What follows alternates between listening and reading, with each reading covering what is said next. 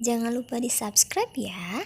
Assalamualaikum warahmatullahi wabarakatuh. Bagaimana kabar anak-anak soleh soleha ibu beserta keluarga? Semoga dalam keadaan sehat dan masih tetap semangat untuk mengikuti pembelajaran pada hari ini. Sebelum kita mulai, marilah kita sama-sama berdoa. A'udzubillahi minasyaitonirrajim. Bismillahirrahmanirrahim. Raditu billahi rabba wa bil islami dina wa bi Muhammadin nabiyya wa rasula. Rabbi zidni ilma warzuqni fahaman. Amin ya rabbal alamin. Hari ini kita masuk ke pelajaran keempat. Ayo membayar zakat. Adapun nanti yang akan kita pelajari tentang apa makna dari zakat, macam-macam zakat, orang yang berhak menerima zakat, serta hikmah berzakat. Nanti anak ibu bisa juga melihat buku pendidikan agama Islam dan budi pekerti. Adapun tujuan pembelajaran kita pada hari ini diharapkan anak-anak ibu dapat memahami makna zakat, dapat menjalani kewajiban zakat sebagai implementasi dari rukun Islam, serta dapat memahami hikmah zakat sebagai salah satu sikap peduli terhadap sesama. Yang pertama yaitu makna zakat. Menurut bahasa, zakat berarti tumbuh, berkembang, subur atau bertambah. Zakat berasal dari bentuk kata zaka yang berarti suci, baik, berkah, tumbuh, dan berkembang. Dinamakan zakat karena di dalamnya terkandung harapan untuk beroleh berkah, membersihkan jiwa, dan memupuk dengan berbagai kebaikan. Makna tumbuh dalam arti zakat menunjukkan bahwa mengeluarkan zakat sebagai sebab adanya pertumbuhan dan perkembangan harta. Sedangkan makna suci menunjukkan bahwa zakat adalah mensucikan jiwa. Dalam Al-Quran disebutkan dalam surah At-Taubah. Dibuka Al-Qurannya ya nak. Sedangkan zakat menurut istilah artinya sejumlah harta yang wajib dikeluarkan oleh umat Islam dan diberikan kepada golongan yang berhak menerimanya sesuai dengan syarat yang telah ditetapkan. Syarat wajib zakat. Yang pertama, beragama Islam. Hanya yang beragama Islam yang wajib membayar zakat. Kemudian berakal dan baligh. Berarti orang gila tidak diwajibkan untuk membayar zakat. Dimiliki secara sempurna, harta yang akan dizakatkan merupakan milik sendiri. Kemudian mencapai nisab, yaitu batasan antara apakah kekayaan itu wajib zakat atau tidak.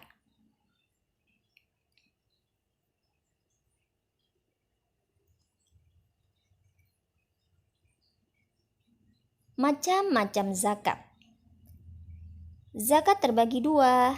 Ada yang disebut dengan zakat fitrah bersifat pribadi dan zakat mal, yaitu zakat harta. Zakat fitrah adalah zakat yang wajib dikeluarkan muslim menjelang Idul Fitri pada bulan suci Ramadan. Besar zakat yang dikeluarkan 2,5 kg atau 3,5 liter per jiwa. Namun beras atau makanan pokok tersebut dapat diganti dengan uang yang senilai dengan 2,5 kg atau 3,5 liter beras.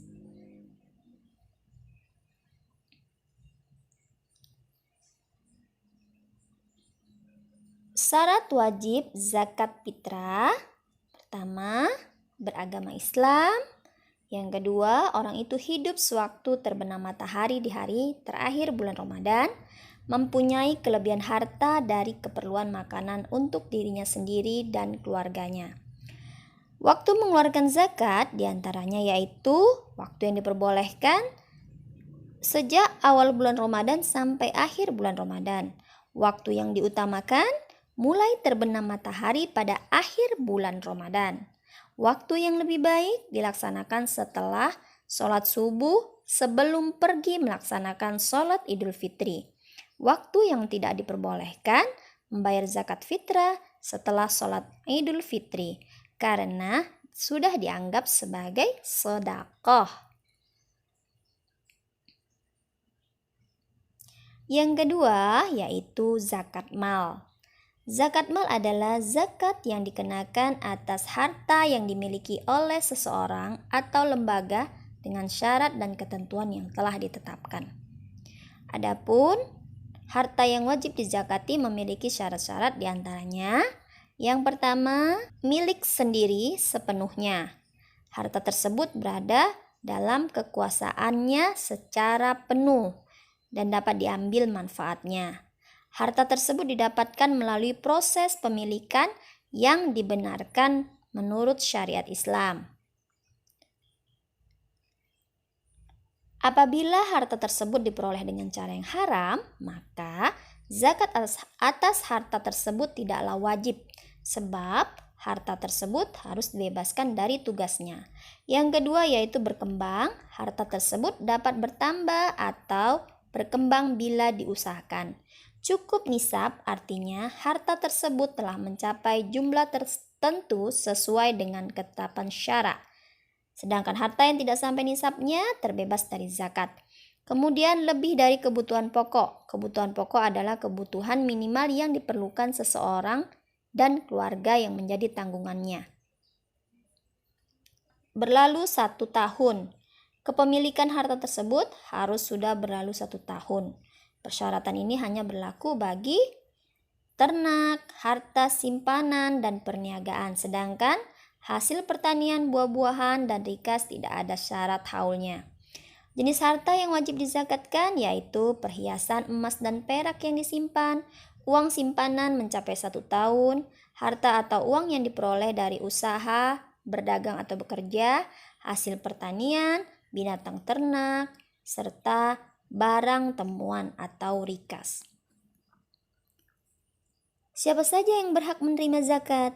Di dalam surah At-Taubah ayat 60 dijelaskan bahwa yang berhak menerima zakat atau disebut dengan mustahik zakat adalah fakir, miskin, amil, mu'allaf, hamba atau budak yang dijanjikan tuannya bahwa dia boleh menebus dirinya, gharim, orang yang berhutang di jalan Allah, sabilillah, orang yang berjuang di jalan Allah, serta ibnu sabil atau musafir.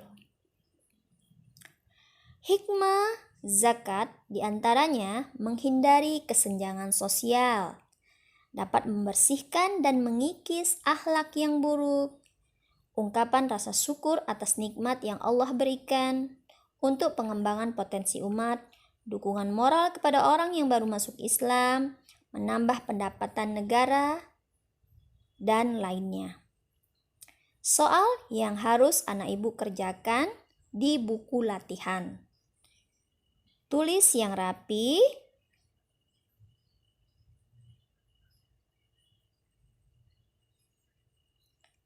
Sebelum kita akhiri pembelajaran kita pada hari ini, marilah kita sama-sama berdoa.